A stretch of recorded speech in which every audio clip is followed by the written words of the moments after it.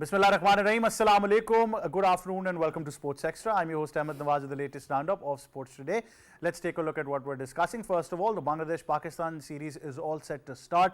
The two captains were out in the centre at the Pindi Cricket Stadium in Rawalpindi. The trophy was unveiled as well, so we'll talk about that. Of course, the playing 11 has also been announced for the first test match for Pakistan, and they've gone with more or less a traditional playing 11, but we've got four fast bowlers in there as well.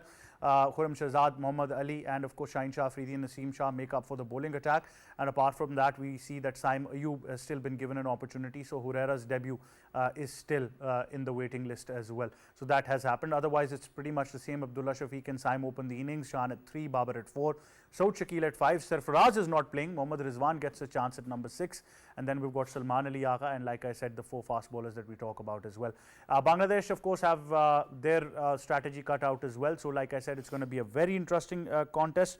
Then of course we move on and we discuss the second 4-day match. Shaheen's and Bangladesh A's opening day has been washed out due to rain. Toss was expected to take place at 9:15, but play is expected to begin late of course as well. This has been Islamabad Rawalpindi has been marred by rain, so this hide and seek will continue with the weather. Then we move on, and today marks a day which is a very heavy one for me at least, and for most of us at Sports Extra.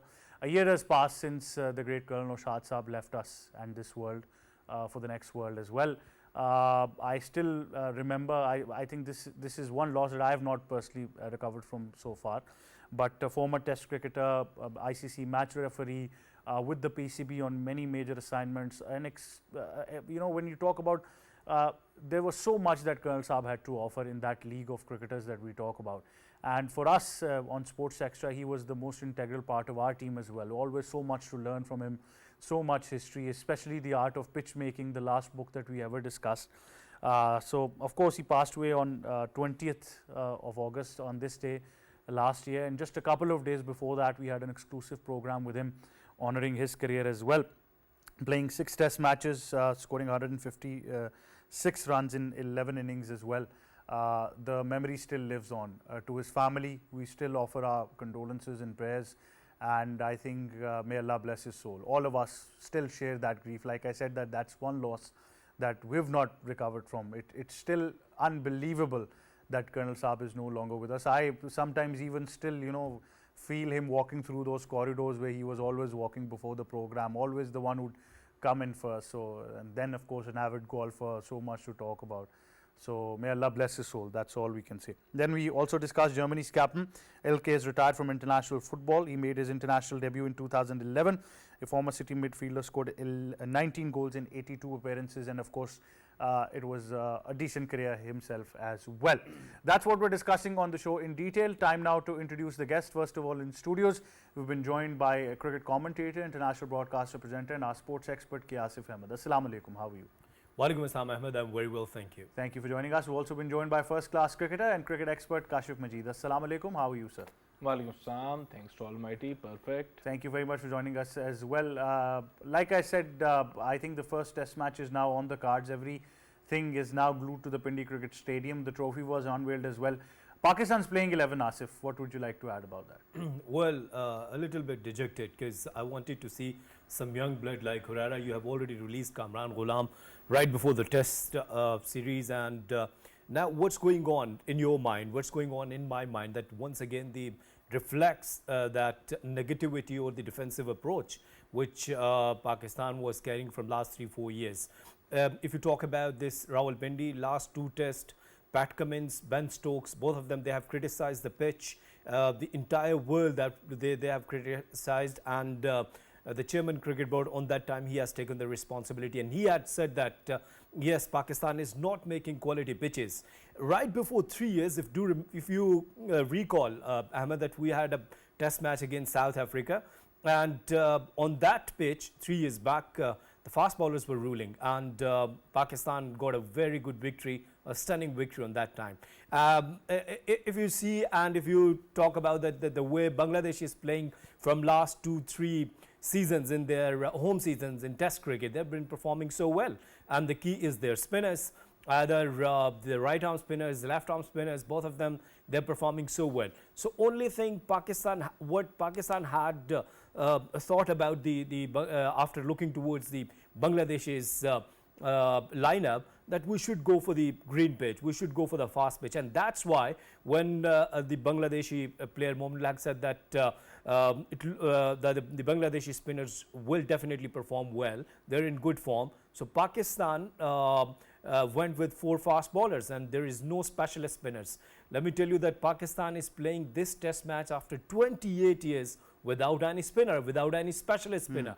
So the Shan Masood 11, they're quite confident. This is home ground, home crowd. Pakistan looks confident against the Bangladesh side, who has been under pressure just because of, turmoil in their country. They're under pressure and their team is under pressure. And of course, when we talk about the Pakistani middle order batting, it's a very, very strong batting lineup.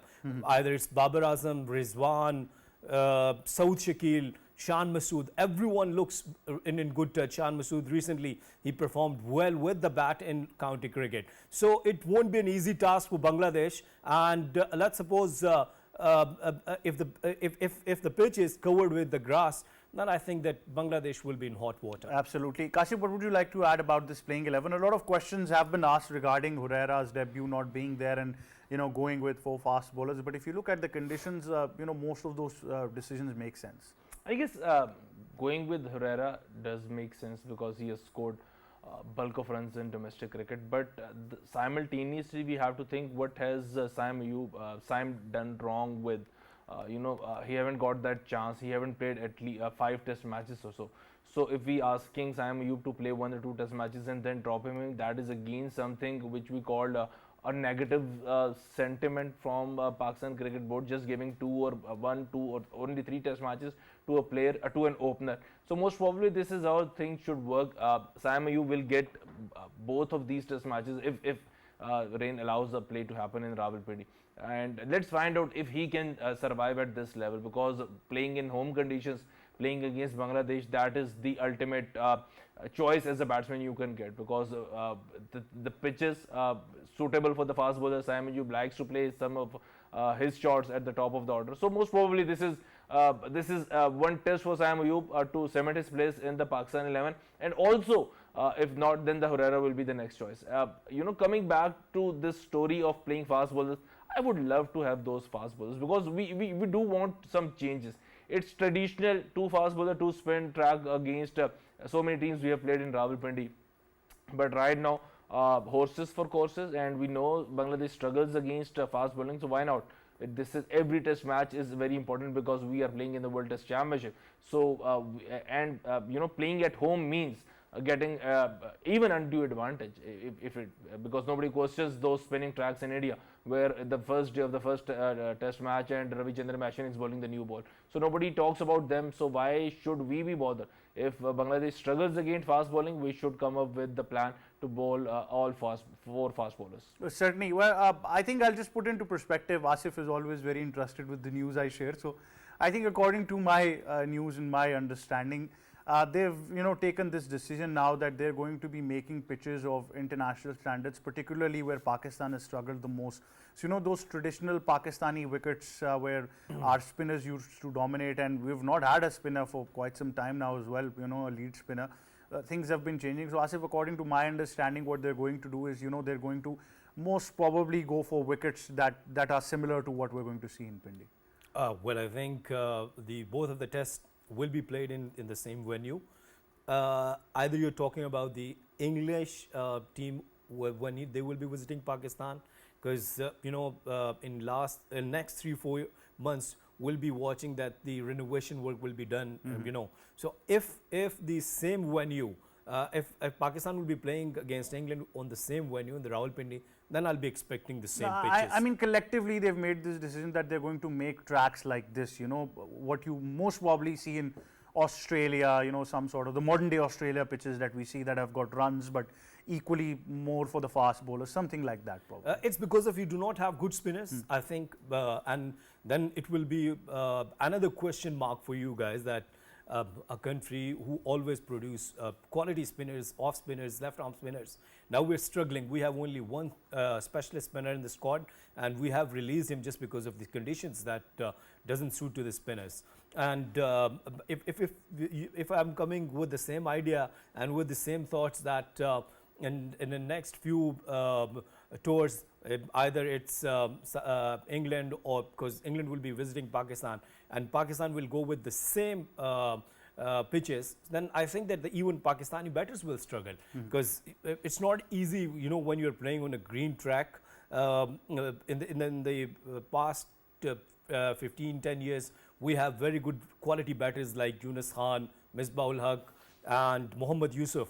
But after that, right now, only one player that who is doing fantastic job, that is Babar Azam. Now we have some more players like Saud Shakil. We have some more players like Rizwan. I mean, he is playing well, but once again, consistency is the matter with Rizwan. I would love to watch some juniors, some young players. Kamran Ghulam, fantastic with his technique, but let's see if you're giving him chance against Bangladesh on green track, that how he will perform, because it's a test of the nervous as well. When you're not coming up with the junior players, it means that you're going with your full strength. You do not have confidence on your juniors, Herrera and Kamran Ghulam. Once again, you're coming up with Rizwan and Babar. So I think your question is very simple, that we got good fast bowlers and we'll make fast pitches. That's it. Simple. I think that yes, Kashif. Yes, please. First of all, I would think in a different manner. Apologies to you guys, because we haven't have a quality spinner throughout our history who have taken 300 more test wickets. The spinners for Pakistan in test arena are quality ones. I can name them, but they were the ones who have supported our fast bowling battery throughout our entire history, starting from the great Fazal Mahmood to Waqar Wasim and everybody. We are always the ones who have produced the quality of the fast bowlers, and the spinners are there to support them. Yes, at times we have got spinners who have done their part much more than the support role, and they were the more of wicket taking options. But again, every and now and then, when we talk about a test history is always the fast bowlers.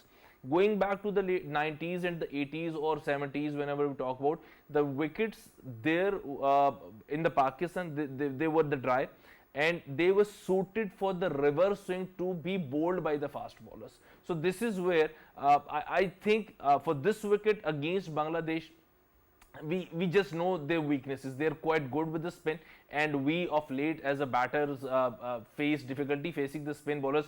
So why not taking the home advantage and come up with a wicket which suits, or which is actually which suit, I won't say the suit, but I would say which is actually the anti of what Bangladesh is thinking, or what their strength is. That is the anti of their strength. So most probably this is one wicket where we can see against Bangladesh which will suit Pakistan. But talking about against England or New Zealand for that matter, playing in our conditions, I think we should sit back and find out what's their strength is and what our strength is, and then come up with a wicket. Because as a curator, we can do a little bit of plus and minus with the wicket, but we cannot change the complexion of the wicket or the whole nature of the wicket, but we can certainly do something which can suit our players and our bowlers or our batters. So this is how it goes for Absolutely. We're also going to include now, joining us is sports expert Umar Khan. Assalamu alaikum, Umar. How are you? Walaikum salam. I'm very well, and thank you so much for having me. Umar, what would you like to add about the first test match, seeing that now we have Pakistan's first playing 11, and also a look at the pitch as well, which is probably going to suit that strategy of playing those four fast bowlers? Well, that's definitely on. When you're releasing your only spinner that you had in the squad, it was definitely not a big question that this is going to be a fast bowler track with pace and bounce. And hopefully things will turn up well. The four selection of the fast bowlers is something that Naseem, Shaheen, Ali and Shahzad, as you said, Khurram Shahzad, as you said. So I think that's a different thing. We were expecting Herrera to play, but then again, we don't have Herrera. They're going with Saim Ayub. That clearly tells the mindset and intent of the Pakistani team that they're going to go aggressive. They're going to go all in, and the traditional baseball cricket that we've been seeing from England I think Pakistan will now adapt this nature of cricket. We've seen in the last games as well how Shan was going aggressive. I think the mindset of Pakistan from defensive to aggressive, we'll witness that in this series. Well, Umar, the question categorically arises if we are going to go with that strategy. Obviously, those fast bowlers are going to get help as well. But at the same time, the other Pandora box opens that our batters need runs. So I think on this kind of wicket where stroke making is going to be the way forward, you can't just defend all day long. So on the other perspective, we need runs from our batters as well. Well, the thing is, in Test cricket, we just make this mental block that the wicket's difficult, this is that, this is that. If you have a green top wicket which is helping with pace and bounce, that will help only initially when the ball is hard. Once you play out the new ball, it gets easier. You see around the world in Test cricket, there is sessions and time period which are difficult. 1 hour is tough, 1.5 hours is tough. That is the testing period for the batters. If they go through that, then it's easy runs coming. So it's not that team will be bowled out for 30 runs on this wicket. Batters will get their opportunity. And another thing is that in Test cricket, players go very much defensive. If you don't let the other fast bowler settle in, he won't be bowling the right areas. And the way Saim Ayub plays, the way Shan will play, I'm sure that they won't give the opportunity to the Bangladeshi bowlers to settle in. If their lines are not correct, they're going for boundaries early on. So I think that will be the psychological game over the bowler. So I think we will get runs for sure. It's not that it will be tough or unplayable, but it will be a good mix for the fast bowlers and the batters who are careful with the tough period of the bowling spells. Certainly. Asif, I mean, putting all of this in a nutshell, the other immediate thing that I've been able to pinpoint is that they're going with Rizwan and not with Sarfaraz. Considering the pitch, obviously, I think that was the right decision to go forward if they're thinking about stroke making that way. But the fact is that why aren't we considering that we're not going towards a phase where if you want to keep a backup wicket keeper, share that dressing room environment, then rather bring somebody, from the younger lot and groom him, because in the past there was a talk about Rohail Nazir, then Haris came for limited overs, Hasibullah just initially came to the side, but we're not focusing on developing a test wicket keeper. I mean, God forbids anything goes off with Rizwan. We're not thinking about the future right now. Well, actually, we are not even thinking that how to develop a good spinner. I respectably disagree with my colleague Kashif. Kashif, how could we forget about Saeed Ajmal and the duo of Saeed Ajmal and Abdur Rahman, the way they brought victories for Pakistan against England, and not only England, against some other like Australia, Bilal Asif, the way he bowled. The question is that one thing I really want to understand, that why we are not grooming wicket keepers, spinners. And somebody wrote on BBC in the article as well in today that why the top-notch spinners like Saklan Mushtaq and some other spinners, they didn't produce good spinners after them. What's the reason? And I would ask this question to Kashif as well, because he's Yes, the first Kashif. class Yes. cricketer as well. First, And last thing about the wicket keepers, I think it's injustice with Sarfraz. If he is in the squad, tell him that either you're in our plans or not, and if you're not, give him last farewell test and thank you very much. Sitting on the bench and even not bringing the youngster, I think it's not a good idea. Absolutely. I think I'll just take a single and let Kashif face most of these deliveries now. So first thing where K. Asif disagreed with me. Thank you very much, because we were talking about the Pakistani tracks and Saeed Ajmal, Abdur Rahman, Bilal Asif, they all played this test cricket in UAE. So most probably this is where the spinners were the necessity, and the fast bowlers at that point of time were not good, primarily because our domestic cricket was played on a majority of those greenish tops, and we haven't produced a single fast bowler in that era which actually touched 145 or 150 apart from Mohammad Sami at that time. So this is where the spinners came into existence, and primarily because at that point of time Misbah was the captain, and as a captain at times there are certain captains who are spinners friendly, and then certain captains who are fast bowlers friendly. For example, for coming up with this query, Mahendra Singh Dhoni likes spinners to be part of their test squad, and he always there to come up with a spin track.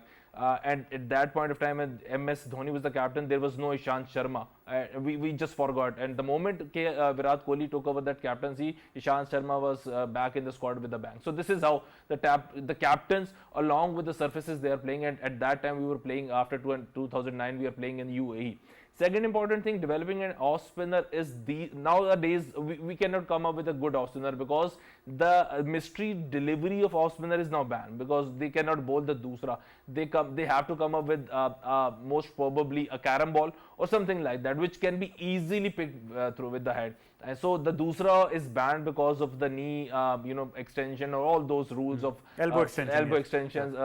All those rules of 15 degrees and all those things. So most probably this is where we are lacking off spinner, and we are just not we are. Every team around the globe is lacking a quality off spinner. We do talk about Nathan Lyon, but again that Nathan Lyon part is because they have got 3 quality spinners and Nathan Lyon was there to support. How many times Nathan Lyon ripped through their opposition's batting rank in the very first day or second day or the third day? The primary role of Nathan Lyon was to to control the flow of the runs in the first 3 days. And if the wicket sports the 5th or 4th and the 5th day belongs to the Nathan Lyon, this is how they plan their test cricket. But simultaneously, we cannot plan anything because every now and then we came up with a new structure, we came up with the new pitches, we imported the wicket from Australia, and God knows where that wicket pitches. Absolutely. Before I move on to Asif, Umar, one particular question that arises from all of this discussion, that if this decision has categorically been taken now to produce pitches where fast bowlers would get some support, and for batters as well, it's going to be tried and tested conditions. Is it categorically a great way forward for modern day Test cricket for Pakistan? Well, the thing is, first of all, I would just like to quickly add on to the reason why we're not creating spinners is Pakistan is not serious with their Test cricket. If it wasn't for this Test championship, we won't even play a single test in the entire year compared to other teams who are playing 10 to 12 tests in a year. Coming back to the pitches, I think whatever plan you have to execute on it. If you're going with fast pitches, then you have to train accordingly. The conditions in Pakistan, the only place where you can practice for seaming in these fast conditions are 2. One, in the Rawalpindi region because there's fog early and all the misty stuff. The other area is the Aptabad ground. Is very good, for having training for such conditions because there's overcast, there's swing and other things. Other grounds you won't find such conditions. So I think what Pakistan needs to do is just follow one plan and stick to it. What you do is you make a plan and you change it in within 2-3 months. You can't develop and build up on things if you keep rapidly changing your programs. So what Pakistan needs to do, if you stick by one thing, think tank is here, you have done this, okay, go for it. And if the management changes, please stick to the idea for at least 6 months to 1 year so that whatever they're trying to work on in the team, does not get disturbed. And about creating spinners, I think you need a leg spinner and a left armer with a mentality who needs to play Test cricket. Players are very much busy playing these leagues. Even the youngsters who want to make it to the circuit, they just want to play 5 first-class matches so that they can play some league and build their bread and butter. So you need a mindset and give central contracts to only those who are actually willing to play Test cricket for Pakistan. Certainly. I think that should be across the board. Our frequency of Test cricket has been the biggest question mark that we've always talked about. In another year, Pakistan plays only 9 Test matches. So, you can calculate them yourself as well. But let's take a look at a report that we have and then we continue. The Pakistan cricket team will host Bangladesh in a 2-test series starting from August 21st. This will be the 7th test series between the two Asian rivals, with Pakistan having emerged. The first match of the 2-match test series between Pakistan and Bangladesh is scheduled to begin from Wednesday, August 21st, 2024 to Sunday, August 25th in Rawalpindi. The second test will begin from Friday, August 30th to Tuesday, September 3rd in Rawalpindi. The series will be part of the ICC World Test Championship and Shan Masood Main will be eyeing a spot in the final. Pakistan poses a formidable lineup that includes Babar Azam, Mohammad Rizwan and Shaheen Afridi and will be favourites to win the series. So very well, just stood up. Well, there you have it. All you need to know about this test match in this report by Malaika. And of course, like I said, that we're all looking forward to a great test match. And I hope that nobody changes the wicket on the last night. So let that grass be. Yesterday you have talked about this. Please tell us who was the person, please. You talked to the chief curator in Pindi Cricket Stadium. How would I know? You were supposed I to think tell that me. he was skipper on that time, if I'm not wrong. The skipper said I didn't do it, so I don't know. We do have a history. Let's talk about international cricket. I still remember when Azhar Mahmood scored that century in Rawalpindi.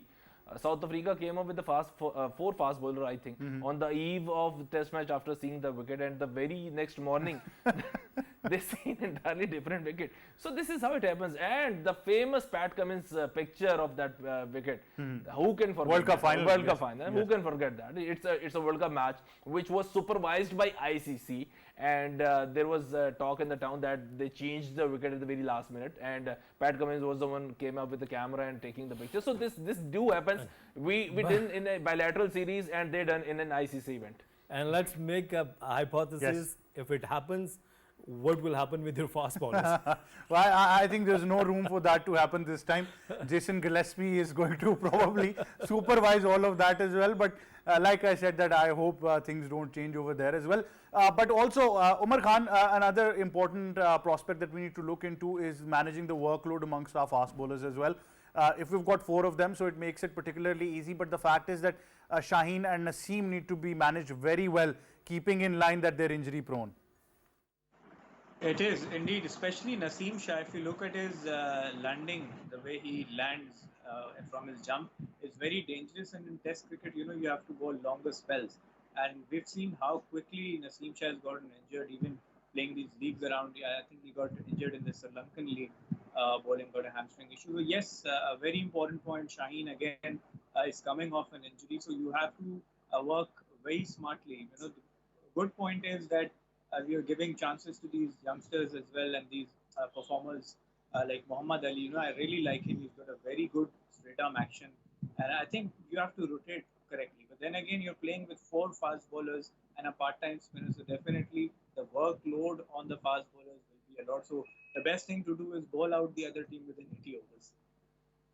But I hope that it comes to a point where session by session we're in command as well. But that being said, let's particularly, Asif, I want you to tell us about Khurram Shahzad and Muhammad Ali, particularly for our viewers. Well, I would love to watch Muhammad Ali, to be honest, that because I've been watching him domestic cricket. He got a chance against England, but of course that pitch was not really helpful for the fast bowler. But even then, we have seen some stunning bowling from James Anderson. But of course, that this is his second. I think he will be playing his 3rd Test match, and a good chance for him to take an advantage from the the home conditions. The conditions are supporting for the fast bowlers, and same as for the Khurram Shahzad, that now they could make very good entry in the Test cricket. The Khurram Shahzad, he's so good with his liner length.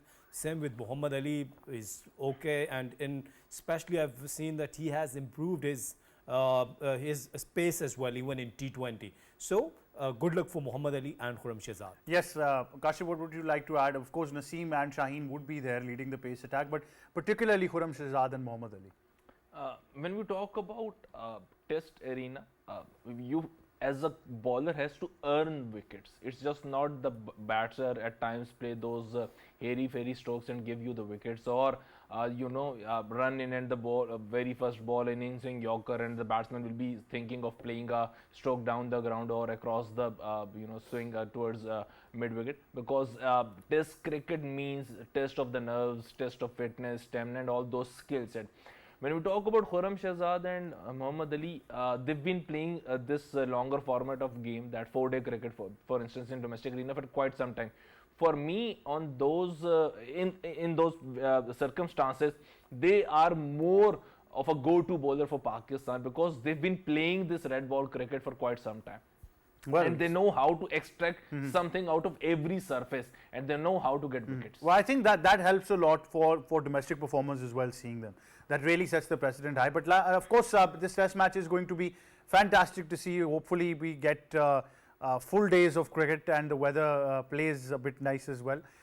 Moving on, like I said, that today marks very important day when you talk about last year, 2023. It was on this day today that not only Pakistan cricket but Sports Extra itself, we lost a family member. Let's take a look at this report. Colonel retired Noshad Ali, a former Test cricketer, is remembered with deep respect on his death anniversary. Born on October 1, 1943, he was a skilled wicketkeeper batter who played 6 Test matches for Pakistan between 1965 to 1967. He scored 156 runs in 11 innings and claimed 9 catches behind the stumps during his brief international career. Beyond his playing career, Noshad Ali, who held the rank of colonel, made significant contributions as a coach, selector and cricket administrator.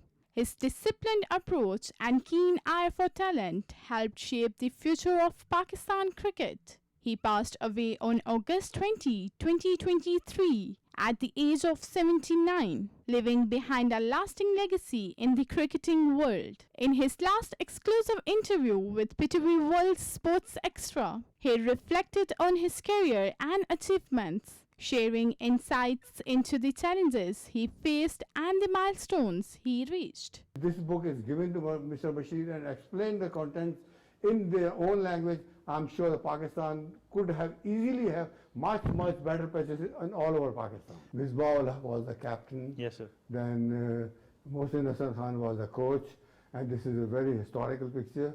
I mean, we had lot many celebrities in this one. Alan Knott Sir. is #1 wicketkeeper of the world. We are playing against Kent 11 in England. Then was stumped him. This is that picture. Hanif Ahmed was our captain, and this was one of the reserve, Masoodul Hassan. The conversation highlighted his dedications to the sports and the significant impact on his journey has had on aspiring athletes. Well, there you have it. We pay tributes to Colonel Noshad, and forever we will. I mean, it's so hard just to imagine this even now. You just saw those visuals. It was a very emotional moment for all of us. For me particularly, he's always like a father to me. I'll be very honest, I'm so glad that I did this last interview. There was so much insight to it, and I categorically joked to him as well that, you know, I've never seen you out of breath, and he said, Ahmed, I'm not well these days. So I think I still remember those words, and the fact is that, you know, like I said, you know, that this is an irreparable loss, but to his wife, Mrs. Noshad, his son and his daughter, of course their grandchildren, fantastic cricketers, two of them, you know, to Ibrahim and Faisal. We, you know, always send out so much love and respect. I mean, this legacy of Colonel Noshad Saab will always live on forever. Asif, would you like to add something? Well, I can't forget his humble attitude. He was such a loving and caring person, and so many times I used to sit with him. And I do remember in the last meeting, he was talking to you, and he said that, Ahmed, get ready, that you are such a fantastic batter, and you can play anywhere. It means that he was such a supportive person and supporting to the youngsters, and his love unforgettable, his care unforgettable, and of course he has served for Pakistan, and I only say I will pray for him that may Allah reward him with high ranks in Jannah. Absolutely. Kashif, what would you like to add? My first memory dated back to 2002 when I got the call to play for Islamabad's team. It was a intercity tournament, Gujranwala, Lahore and all those. And Kanasa was our manager. I shared the dressing room with Bazid, Rauf Iftikhar and all those guys, and he was very supportive of us. You know, as a junior cricketer, we joined the international cricketers of those time. And he always supported us in the nets, in the fielding session, and all, you know, there was always nitty-gritties to everything. Being a 12th man is not an easy job, and he was there to tell us how to do that. The grip of the bat and all, you know, we can go on and on. And he was the man of discipline. Even all those guys who are, you know, the superstars of that time, they tend to respect Kanasa because of his discipline. He was that kind of guy who shows authority in whichever role he was in. And most probably we thought of a disciplined guy in Islamabad. Karna Saab was the first name popped up in our mind. Absolutely. I mean, there's so much, and obviously, Umar, what would you like to add? I mean, for a man who knew the laws of the game as an ICC match referee, the art of pitch making, all this, ample amount, a treasure of knowledge that was to share. It is certainly, a great loss for all of us.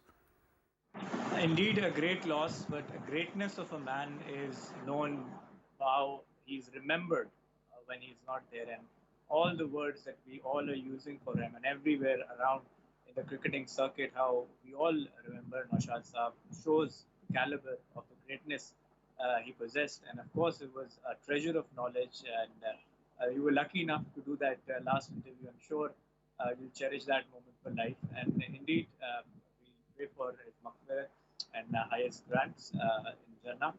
And indeed, a huge loss, but we've got a lot of positive memories to cherish about the life he lived. Absolutely. Thank you very much, Umar, Kashif, and Qiyasif Ahmed for joining us. That wraps it up for me and my entire team of Sports Extra.